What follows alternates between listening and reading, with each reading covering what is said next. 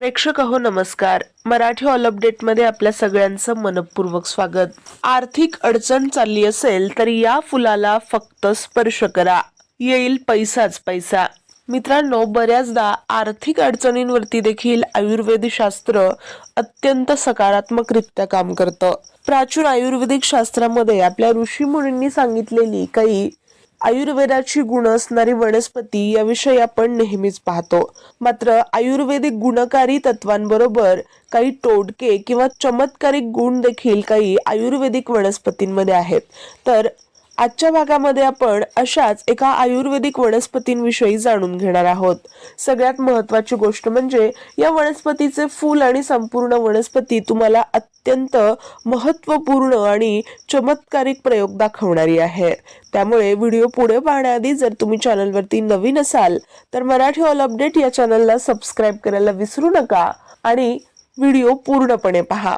मित्रांनो, आज आम्ही तुम्हाला एक असं फूल सांगणार आहोत ज्या फुलाला स्पर्श केल्यानंतर तुमच्या सर्व आर्थिक समस्या मिटतील. तर त्या फुलाचं नाव आहे पळसाचं फूल.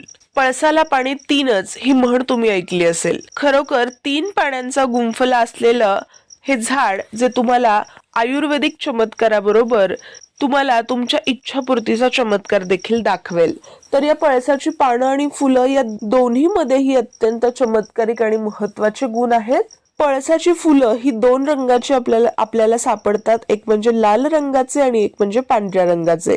साधारणतः लाल किंवा पांढरे कोणत्याही रंगाचे पळस तुम्ही या उपायासाठी वापरू शकता. तर यासाठी तुम्हाला एका पिवळ्या कपड्यामध्ये लाल किंवा पांढऱ्या रंगाची पळसाची फुलं घ्यायची आहेत आणि शुक्रवारच्या दिवशी माता लक्ष्मीच्या फोटोसमोर देवाऱ्यावर ही शुक्रवारी ही फुलं तुम्हाला ठेवायची आहेत.